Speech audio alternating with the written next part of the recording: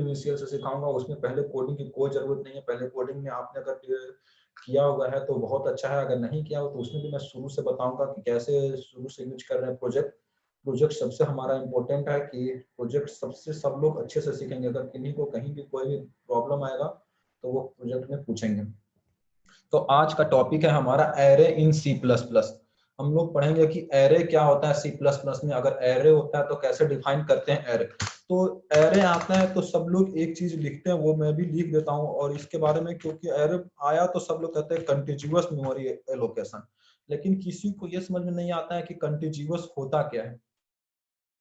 Continuous memory allocation तो वो सबसे पहले समझेंगे थ्योरी के थ्रू, उसके बाद मैं प्रोग्राम के थ्रू समझाऊंगा कि क्या होता है कंटिन्यूअस मेमोरी एलोकेशन। एरे का ये एक लाइन का डेफिनेशन है, सब हमेशा सब जगह यूज होता है कंटिन्यूअस मेमोरी एलोकेशन। लेकिन ये क्या होता है कोई नहीं समझ पाता है कि एरे को कब यूज करना है, कब हमें सिर्फ कैरेक्टर से काम चल जाएगा, अगर कुछ भी आ गया बस एरे बनाना शुरू कर दिए बिना आउटपुट जाने बिना कुछ जाने। लेकिन सबसे पहले हम समझेंगे कि ये लाइन का मतलब क्या होता है, कंटिन्यूअस मेमोरी एलोकेशन कहता क्या है। तो इसके लिए मैं एक लाइन लिख रहा हूँ कि एन एरे, आप भी साथ साथ मेरे साथ लिखते चलिए और फिर मैं समझाऊंगा। An array is a collection of items which are of the similar type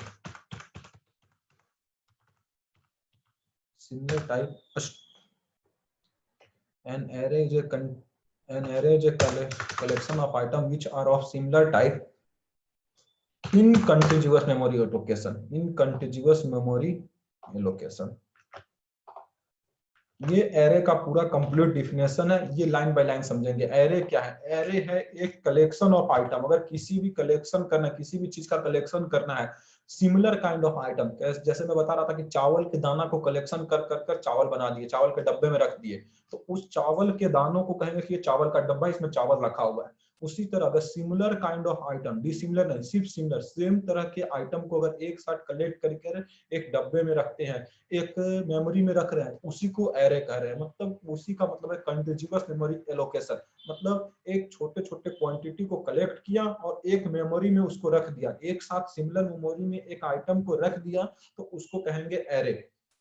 लेकिन इसमें डिफरेंट काइंड ऑफ आइटम नहीं होगा। जैसे कि चावल में अगर गेहूं मिला हुआ है, चावल में कंकड़ मिला हुआ है, तो उसको नहीं कहेंगे एरे। एरे उसी को कहेंगे जिसमें same kind of similar type of item को अगर सेम डब्बे में रखे हुए हैं, तो उसको कहेंगे कि वो हमारा एरे है। मतलब कि ये हमारा चावल का एरे है, ये हमारा डाटा का एरे है। तो इसलिए जनरल लाइफ में एरे नहीं यूज करते कि चावल का लाइफ का ये एरे है, लेकिन उसे कहेंगे चावल का डब्बा जिसमें चावल रखे हुए हैं। लेकिन प्रोग्रामिंग लैंग्वेज में अगर सिमिलर काइंड ऑफ डेटा को, similar kind of data types को अगर एक साथ रखते हैं, एक मेमोरी में रखते हैं, तो उसको कहेंगे कि ये हमारा एरे है जिसमें सिमिलर काइंड ऑफ डेटा रखा हुआ है। तो ये बस सिंपल डिफिनेशन है एरे का।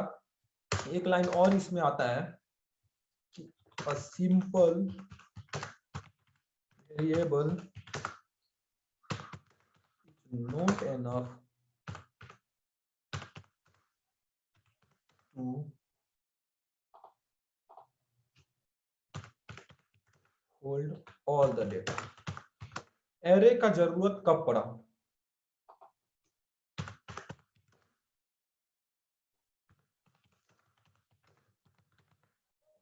जब हमारे पास वेरिएबल थे तब हमारे एरे का जरूरत क्यों पड़ा। अब ये लाइन बताता है कि एरे का जो जरूरत है वो कैसे पड़ा और क्यों पड़ा। जब एक डब्बा था हमारे पास, मैं डेली लाइफ के एग्जांपल से समझा रहा हूँ। जैसे मेरे पास एक डब्बा था, चावल का डब्बा था, लेकिन अब मुझे चावल की बोरी की जरूरत कब पड़ी?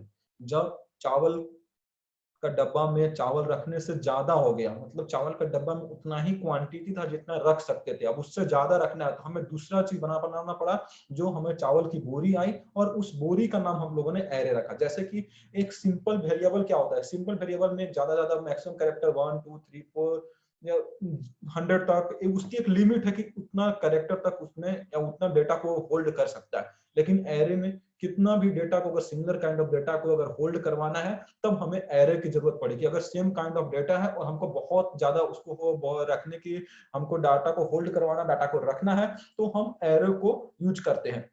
एरे क्या है, डाटा स्टोरिंग कैपेसिटी देता है, मतलब कि ये स्टोर करता है डाटा को और उसके बाद फिर बताता है कि कैसे कैसे एरे काम करता है, कैसे डेटा को स्टोर करेंगे, अगर डेटा है हमारा तो उसको अपने डेली लाइफ में कैसे यूज करेंगे, तो ये हमको एरे सिखाता है। तो इसका मतलब एरे का यही मतलब है, continuous memory allocation. It means that कि जो सिमिलर काइंड ऑफ डेटा है, सेम काइंड ऑफ डेटा को अगर एक साथ कंबाइन कर कर एक मेमोरी में रख रहे हैं, एक कैपेसिटी है जहां पे हम रख रहे हैं, तो उसको कहेंगे कि ये हमारा एरे है जिसमें हम सिमिलर काइंड ऑफ डेटा को होल्ड कर रहे हैं। अब सी प्लस प्लस में कैसे एरे होता है, कैसे एरे को यूज करते हैं, ये तो मैं प्रोग्रामिंग के थ्रू समझाऊंगा, लेकिन एरे जनरल लाइफ में यही होता है कि अगर सिमिलर काइंड ऑफ डेटा है उसको एक साथ रख दिया, सिमिलर काइंड ऑफ चावल था उसको एक डब्बा में रख दिया, तो डब्बा का नाम एरे रख दिया। तो उसी तरह सिमिलर काइंड ऑफ डेटा था उसको एक साथ रख दिया, तो प्रोग्रामिंग लैंग्वेज में उसका नाम एरे रख दिया। अब एरे का जरूरत क्यों पड़ा? क्योंकि एक साथ एक वेरिएबल में डेटा को रखना पॉसिबल नहीं था। उसका रेंज स्पेसिफाइड था वेरिएबल का कि इतना ही तक है, उसके बाद उसका लिमिट एक्सटेंड नहीं कर सकता, उसको वो नहीं रख सकते थे, तो हमें एरे की जरूरत पड़ी। नहीं तो सिंपल वेरिएबल्स अगर हमारा काम हो जाता, सिंपल हमारे पास डब्बा था जिसमें हम चावल रख सकते थे, तो हमें बोरी की जरूरत नहीं पड़ती। उसी तरह अगर सिर्फ वेरिएबल से हमारा काम चल जाता तो हमें एरे का जरूरत नहीं पड़ता। अब एरे में जो एक और बात होता है कि एरे में होता है जो वो मेमोरी का एलोकेशन होता है। मैं एक एग्जांपल समझा रहा हूँ कि जैसे हमें एक 2500 स्टूडेंट की डेटा को रखना है। 2500 स्टूडेंट है एक कॉलेज में या एक यूनिवर्सिटी में, और उसका उनका मैथ, फिजिक्स, केमिस्ट्री ये सारा कुछ डेटा है, मतलब सब्जेक्ट, सारे सब्जेक्ट के मार्क्स हमें स्टोर करवाने हैं जो इंटीजर फॉर्मेट में है। तो अगर हम सिंगल वेरिएबल से बनाते तो 2500 वेरिएबल बनाना पड़ता, 2500 डेटा को बनाने के लिए 2500 वेरिएबल बनाना पड़ता, और सबको एक साथ एक डेटा में कंबाइन कर कर रखना होता। कितना मुश्किल काम था। तो उसी लिए हमने, जैसे कि लूप अगर नहीं था तो सिंपल हम काम कर रहे थे बिना लूप के, वो लाइन बाय लाइन, एक लाइन बाय लाइन लिख रहे थे, एक सीक्वेंस फॉर्मेट में लिखते जा रहा था, लेकिन कितना हमारा हार्ड हो जा रहा था। बस एक छोटा सा डेटा को स्टोर करवाने के लिए, अगर 100 डेटा था उसको स्टोर करवाने के लिए 100 लाइन कोड लिखना पड़ता। उसी तरह अगर 2500 सिमिलर काइंड ऑफ डेटा है, 2500 स्टूडेंट हैं जो सेम यूनिवर्सिटी में, सेम कॉलेज में पढ़ते हैं, और उनके फिजिक्स, केमिस्ट्री, मैथ, साइंस ये सारे मार्क्स को स्टोर करवाना है, तो बहुत ज्यादा हमें क्या करना होता। सबसे पहले 2500 वेरिएबल बनाना पड़ता, सब वेरिएबल को अलग अलग डिफाइन करना पड़ता, और उसके बाद फिर हमें उनका कलेक्शन करना पड़ता कि ये मैथ का मार्क्स है, ये फिजिक्स का मार्क्स है, केमिस्ट्री का मार्क्स है। लेकिन अगर सिमिलर काइंड ऑफ डेटा, अगर इंटीजर काइंड ऑफ डेटा है, तो हम इसके लिए 2500 वेरिएबल को एक साथ रखने के लिए क्या करेंगे, एक बस एरे डिफाइन कर देंगे, और उस एरे के अंदर सिर्फ डेटा को डालते जाएंगे। उसके बाद फिर कंपाइलर का काम है कौन से डेटा को हम कॉल करें तो वो कैसे उसको अरेंज करेगा, ये सारा कुछ कंपाइलर काम करता है। अब एरे में जो होता है वो डेटा क्या करता है कि एरे में डेटा का जो एरे में कह सकते हैं कि नंबर फॉर्मेट जो होता है, एरे कहां से लोकेट करता है, तो ये याद रखिएगा कि एरे जो होता है वो सबसे पहला डेटा को काउंट करता है 0 से, उसके बाद 1 2 3 4। ये हमेशा याद रखिएगा कि डेटा काउंटिंग जो होता है एरो में, वो सबसे पहले 0 से होता है। मतलब कि सबसे पहले मेमोरी बनता है वो 0 बाइट की मेमोरी बनने की, 0 नाम देगा, उस मेमोरी का नाम दिया जाएगा 0, और उसमें डेटा को रखेंगे। ये कभी किसी किसी में एरे 1 से भी बनते हैं, लेकिन सी प्लस प्लस में हमेशा याद रखेंगे कि एरे का जो नाम होगा वो 0 1 2 3 फॉर्मेट्स होगा। तो यहाँ पे मैं लिख देता हूँ कि एरे नेम। एरे नेम याद रखिएगा, ये 1 मार्क्स के क्वेश्चन आते हैं हमेशा कि क्या एरे में जो साइज बनता है, एरे में जो मेमोरी एलोकेट किया जाता है वो कितने नंबर से, 1 से मेमोरी को काउंट किया जाता है या 0 से काउंट किया जाता है। तो याद रखिएगा 0 से पहला मेमोरी जो होगा वो 0 होगा, सेकंड मेमोरी होगा वो एक, उसको 1 नंबर दिया जाएगा, उसके बाद सेकंड, थर्ड, फोर्थ, ऐसे कंटिन्यू दिया जाता है। तो एरे में ये होता है कि सबसे पहला मेमोरी हो उसका नाम 0 होता है, उसको या तो आप एड्रेस कहिए कि मेमोरी का एड्रेस 0th मेमोरी एड्रेस है, उसके बाद फर्स्ट मेमोरी एड्रेस है, उसके बाद सेकंड मेमोरी एड्रेस है। ये मैं यूज करने के लिए सिखाऊंगा कि कैसे इसको यूज करते हैं, और कैसे इसको अपना प्रोग्राम में कैसे 0th मेमोरी को कॉल करना है तो कैसे कॉल करेंगे, अगर फर्स्ट मेमोरी को कैसे कॉल करना है तो कैसे करेंगे। तो ये मैं सिखाया कि एरे क्या होता है। अगर सिमिलर काइंड ऑफ डेटा है उसको रखना है तो हम एरे बनाएंगे, और एरे बनाएंगे। एरे का यूज भी मैं बताया कि एरे नहीं बनता तो भी हमारा काम हो सकता था, लेकिन कॉम्प्लेक्सिटी बढ़ जाता, प्रोग्रामर का काम बहुत ज्यादा बढ़ जाता, और बीच में एक भी अगर एरर आता तो वो उसे सॉल्व करने में बहुत समय लग जाता। लेकिन एरे बनने से ये हुआ कि हमारी कॉम्प्लेक्सिटी थी वो को बहुत कम हो गई, और एक साथ सिमिलर काइंड ऑफ डेटा को एक साथ रखना आसान हो गया, प्रोग्रामर व्यू से आसान हो गया, जो उसको पढ़ रहा है उसको आसान हो गया, जो यूजर है जो उसको यूज कर रहा है उसको एक साथ मेमोरी को कॉल करना आसान हो गया। तो ये मैं एरे में बताया। एरे का नेम कैसे, सबसे पहले होगा 0th एरे, फिर फर्स्ट, सेकंड, थर्ड, ऐसे एरे का जो मेमोरी होगी उसकी साइज की एलोकेशन होगी। अब अगर किसी को कोई प्रॉब्लम है इसमें एरे समझने में कि एरे क्या होता है तो आप पूछिए, नहीं तो फिर मैं विजुअल स्टूडियो में चलूंगा और वहां से दिखाऊंगा कि एरे को कैसे यूज करते हैं अपने प्रोग्राम में।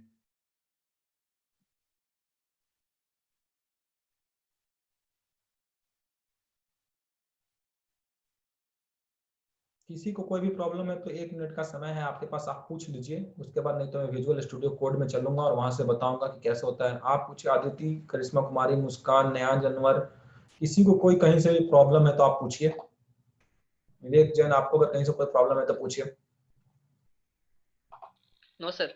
ओके, तो चलिए फिर मैं विजुअल स्टूडियो कोड में चला आ गया हूं और आप भी अपने विजुअल स्टूडियो कोड ओपन कर लीजिए, साथ साथ प्रोग्रामिंग कीजिएगा। तो सबसे पहले वही काम, फाइल में न्यू फाइल किया और उसके बाद सेव एज में जाकर प्रोग्राम को मैं आपका बैच में C++ बैच 2 में जाकर प्रोग्राम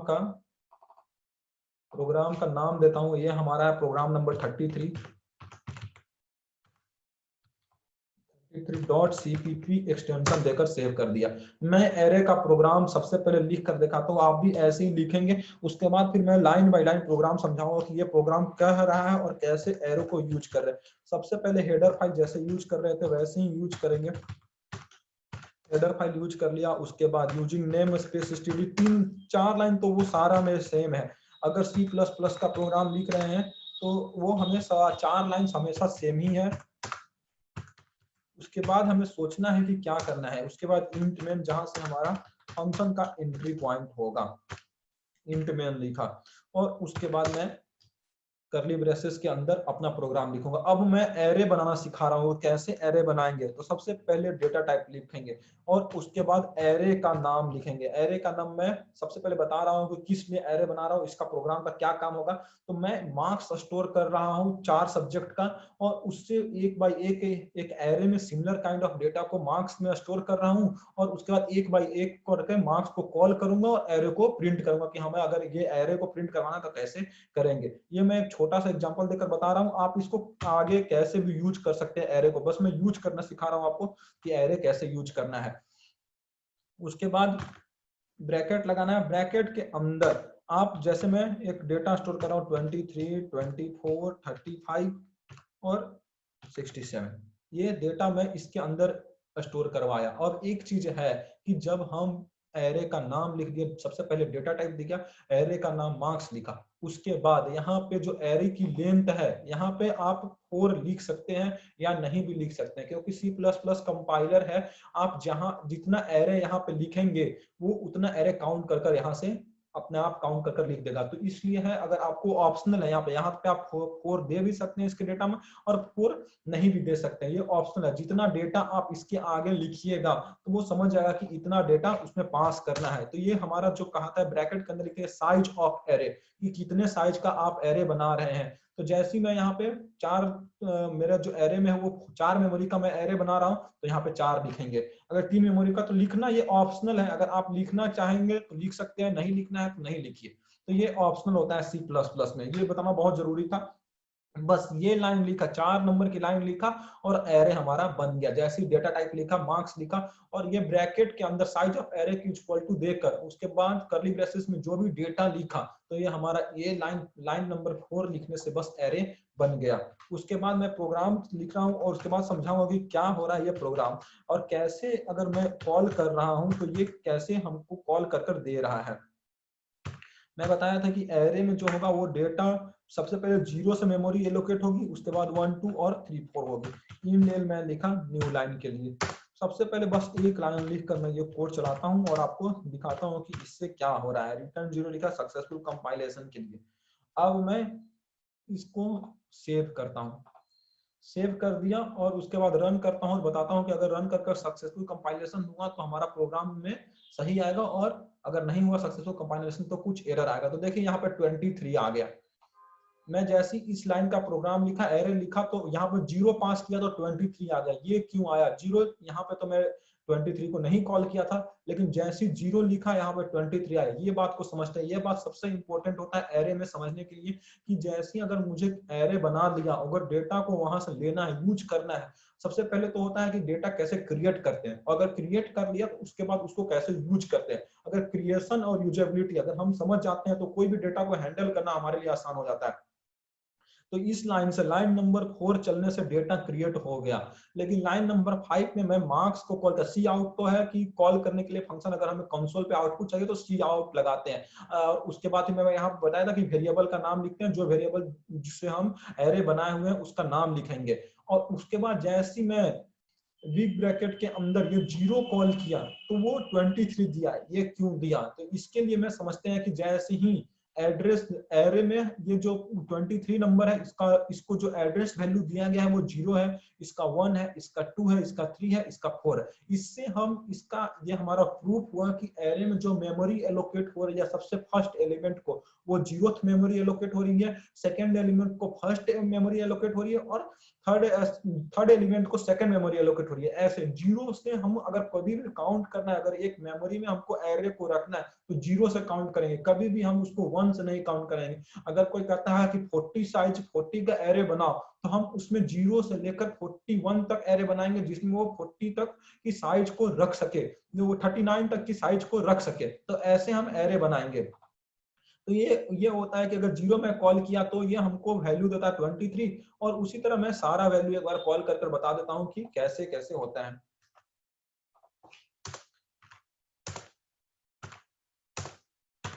तो ये 0 के लिए 23 देगा, और 1 के लिए जैसे ही 1 कॉल करेंगे तो 24 आएगा, और 2 कॉल करेंगे जैसे ये तो हमारा 35 आएगा, और 3 कॉल करेंगे तो हमारा रेस्ट वैल्यू सारा वैल्यू आ जाएगा। तो सबसे पहले इस लाइन को, शुरू से मैं लाइन से समझा रहा हूं कि ये प्रोग्राम करना क्या चाहता है, पहले आउटपुट दिखा देता हूं, उसके बाद मैं प्रोग्राम को समझाता हूं कि, और सबसे पहले सेव करेंगे, उसके बाद रन करेंगे। फाइल को गए, सेव किया लिखने के बाद, और उसके बाद रन करेंगे।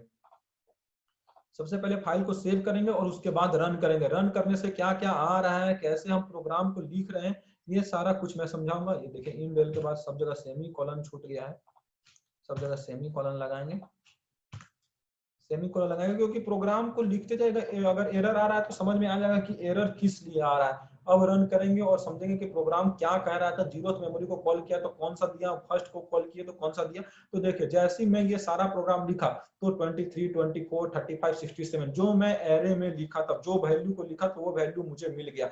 अब इसे कैसे यूज करना है, डेटा को कैसे यूज करते हो, डेटा हैंडलिंग में आपको आगे बताऊंगा कि अगर डेटा को हैंडल करना है, डेटा को कैसे यूज करेंगे। बस एक बेसिक पॉइंट था कि अगर एरे हमें डिक्लेयर करना है, एरे क्रिएट करना है, तो वो कैसे करेंगे। तो इस लाइन से मैं लाइन नंबर 1 से समझा रहा हूँ। लाइन 1 जो था हैश इंक्लूड IOST, वो हेडर फाइल था। यूजिंग नेम स्पेस स्टडी इसलिए लगाया कि सी आउट के पहले बार बार स्टडी लिखने से। इंट मेन हमारे यहाँ फंक्शन का एंट्री पॉइंट था, और रिटर्न 0 ये हमारा सक्सेसफुल कंपाइलेशन है, और कर्ली ब्रेसेस इन हो जाता है। मतलब ए लाइन नंबर 10, लाइन नंबर 9, 3, 1, 2, 3 और 9, 10 ये तो सारा में यूज होना है। जो भी चेंज होगा वो 4 to 9 तक प्रोग्राम में जहां भी, क्योंकि मैं अभी शुरू से फर्स्ट प्रोग्राम से मेरा अभी प्रोग्राम नंबर 33 तक जो भी चेंज हुआ है वो line number 4 to line number 9 में सिर्फ चेंज हुआ है, बाकी सारा कुछ वैसे ही चला है। तो सबसे पहले एरे कैसे क्रिएट करते हैं, अगर एरे क्रिएट करना है तो सबसे पहले डेटा टाइप लिखेंगे, उसके बाद नाम देंगे जो भी एरे बनाना है, और फिर ब्रैकेट के अंदर अगर साइज ऑफ एरे लिखते हैं। अगर साइज ऑफ एरे देना या नहीं देना कंपलसरी नहीं है, कोई कोई बहुत लैंग्वेज में है कि आप जब तक साइज ऑफ एरे नहीं दीजिएगा तो वो आप नहीं यूज कर सकते आगे, लेकिन C++ में साइज ऑफ एरे देना कंपलसरी नहीं है। साइज ऑफ एरे उसके बाद इक्वल टू असाइनमेंट ऑपरेटर लगाएंगे, और कर्ली ब्रेसेस के अंदर जितना भी एलिमेंट हमें एरे में पास करना है उतना एलिमेंट पास कर देंगे, जिसको हमें यूज करना है उसे हम यूज कर सकते हैं। उसके बाद जैसे मुझे 4 एलिमेंट पास करना था, तो जो मेमोरी एलोकेट होती है एलिमेंट की, वो सबसे पहले 0th मेमोरी, फिर फर्स्ट मेमोरी, फिर सेकंड मेमोरी, फिर थर्ड मेमोरी, और उसके बाद फिर मैं बताया कैसे उसको उस डेटा जब पास कर लिया, एरे बना लिया, तो कैसे यूज करेंगे। तो यूज करने के लिए सबसे पहले सी आउट फंक्शन है जिसको हम कंसोल पे आउटपुट लेने के लिए यूज करते हैं। उसके बाद ब्रैकेट्स लगाएंगे, और ब्रैकेट्स के अंदर जो एरे का नाम दिया हुआ, जैसे मैं यहाँ पे मार्क्स दिया था तो मैं यहाँ पे मार्क्स कॉल किया, और फिर उसके बाद अगर 0th एलिमेंट चाहिए तो ब्रैकेट के अंदर, अगर 0th एलिमेंट चाहिए तो हम 0th एलिमेंट पहले हम लिखेंगे बिग ब्रैकेट के अंदर, और इंड एल तो हमें है न्यू लाइन के लिए, जो न्यू लाइन दे रहा है। बस ये लाइन जैसे इतना हम लिखेंगे तो एरे का 0th एलिमेंट जो पहला एलिमेंट होगा मेरे अनुसार, और एरे के अनुसार जो 0th एलिमेंट होगा वो हमको मिल जाएगा, जो हमें 23 मिला। उसके बाद वन अगर फर्स्ट एलिमेंट कॉल करना है तो फर्स्ट लिखेंगे, सेकंड एलिमेंट कॉल करना है तो सेकंड लिखेंगे, थर्ड एलिमेंट कॉल करना है तो थर्ड लिखेंगे। और रिटर्न जीरो मतलब सक्सेसफुल कंपाइलेशन होगा तो रिटर्न जीरो, नहीं तो अगर सक्सेसफुल कंपाइलेशन नहीं हुआ तो हमें क्या क्या एरर आया वो हमें बताएगा और कर्ली ब्रेसेस को इंड कर देंगे। तो ये 4 नंबर से लेकर लाइन नंबर 9 तक जो हमारा चला, ये हम एरे को क्रिएट किए, फिर एरे को यूज किए कि कैसे एरे को यूज करते हैं। अगर ये समझने में किसी को कोई प्रॉब्लम है तो आप बताइए, आप पूछिए कि एरे कैसे क्रिएट करते हैं, एरे कैसे यूज करते हैं, नहीं तो मैं आगे की टॉपिक बताऊंगा कि एरे कैसे, क्या एरे में क्या क्या कर सकते हैं। एरे क्रिएशन और एरे को यूज करना मैं सिखा दिया। एरे को डिक्लेयर करने के लिए कैसे एरे को डिक्लेयर करते हैं और कैसे एरे को यूज करते हैं। अगर हमें आउटपुट में चाहिए कंसोल पे कि क्या एरे को लेना है, कैसे हम इसको यूज करेंगे, तो ये चीज, दो चीज मैं सिखा दिया। अगर किसी को कहीं भी अभी तक प्रॉब्लम है कि एरे को कैसे डिक्लेयर करते हैं, बस लाइन नंबर 4 है एरे को डिक्लेयर करना। और एरे को कैसे यूज करते हैं, अगर हमें आउटपुट फंक्शन पे एरे को यूज करना आता है तो आगे हम प्रोग्राम बना सकते हैं। कोई भी प्रोग्राम, एक छोटा सा एग्जांपल में बताया कि मार्क्स स्टोर किया, मैं मैथमेटिक्स का किसी भी सब्जेक्ट का मार्क्स स्टोर किया 4 बच्चों का, जो 23 था, 24, 35 और 67। अगर ये मैं एरे के थ्रू नहीं बनाता तो क्या होता, एरे के थ्रू नहीं बनाता तो सबसे पहले मुझे एक नाम देना होता इंट में, और नाम देना पड़ता v1 v2 कुछ भी, उसका 23 पास करना होता, फिर सी आउट में v1 कॉल करना होता। फिर दूसरा हमें एक और बनाना पड़ता है वेरिएबल, और उसमें v2 बनाना पड़ता है इंटीजर वेरिएबल, और उसमें 24 पास करना। वैसे वैसे हमें चार वेरिएबल की जरूरत पड़ती है। अगर मान के चलिए यहाँ पे 100 रहता तो बस 100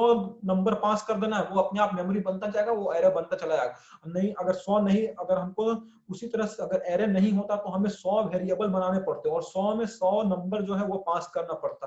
तो ये मेन चीज है कि एरे का यूज क्यों पड़ा, और एरे को कैसे बनाते हैं, क्रिएट कैसे करते हैं, और एरे को अपने कैसे कॉल करते हैं। अगर एरे को हमें यूज करना है अपने प्रोग्राम में तो कैसे करेंगे, ये मैं सिखा दिया हूँ।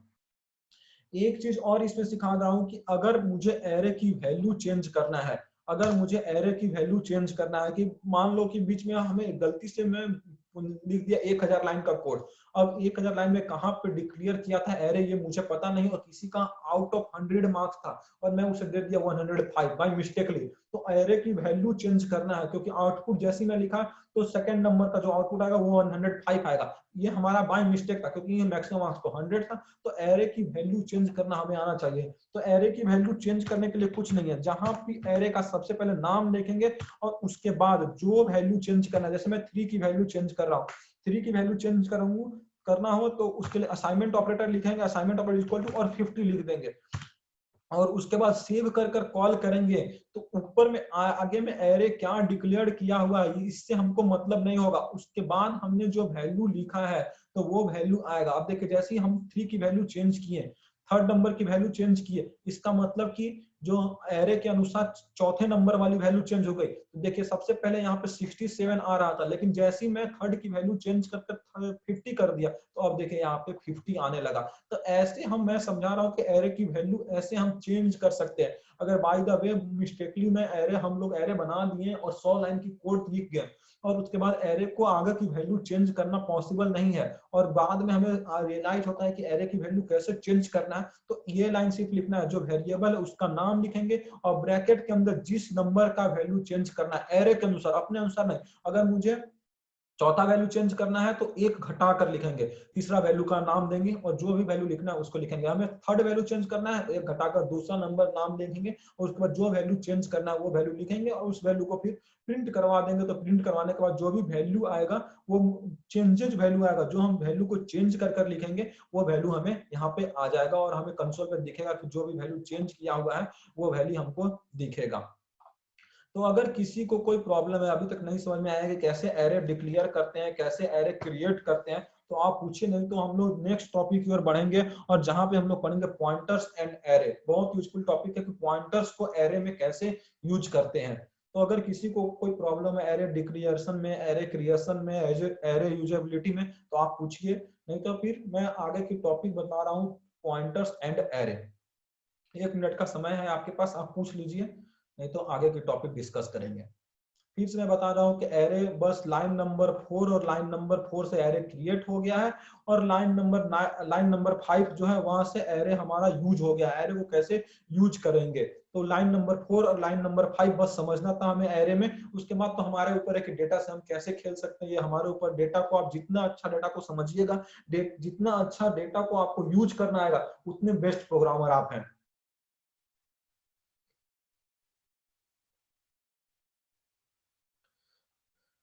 तो अगर किसी को कोई प्रॉब्लम नहीं है तो चलिए हम लोग आगे बढ़ते हैं, और आगे मैं सिखा रहा हूँ अब नेक्स्ट टॉपिक जो है हमारा वो पॉइंटर्स एंड एरे।